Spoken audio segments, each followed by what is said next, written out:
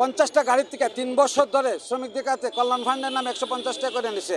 সেই শ্রমিকরা এখন আপনাদের সামনে উপস্থিত। আপনারা যদি তাদের দুইটা কথা শুনেন, সৌরভ যদি টাকা না দিত তাহলে মারধর করতো। এখন তার থেকে সৌরভ থেকে এবং হারুন থেকে তারা পরিত্রাণ চায়। সৌরভ হইল বিকাশ পরিবহনের এমডি। সে দীর্ঘদিন ধরে আধিপত্য বিস্তার করছে, কোনো পরিচালককে সে কাছে ফিরতে দেয় না। সে এনআইএর নেতৃত্বে আমার চেয়ারম্যান গিয়াসউদ্দিন চৌধুরীকে ইয়াবা মামলা দেয় যাত্রাবাড়ি থানায় এবং 3 মাসের জেলে।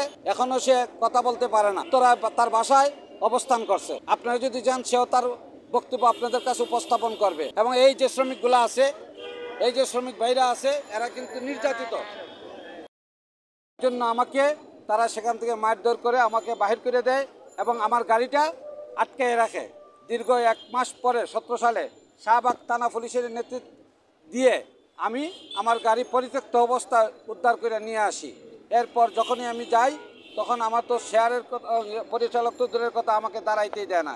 এখন যখন আমি আমার ন্যায্য অধিকার বুঝে নিতে চাইছি, তখন সে ভাড়াটিয়া গুন্ডা দ্বারা আমার উপরে যখন তখন হামলা চালাচ্ছে এবং পরিবহন কিভাবে চলে সেটা দেখে নেবে বলে আমাকে ধমক দিচ্ছে। এবং আজকেও কিছুক্ষণ আগেও আমার উপর অতিরিক্ত হামলা করেছে তার পেটোয়া বাহিনী দ্বারা। এখন আমি নিরাপত্তাহীনতায় ভুগছি। সে হুমকি দিচ্ছে যে কোনো সময় আমাকে মেরে ফেলতে পারে।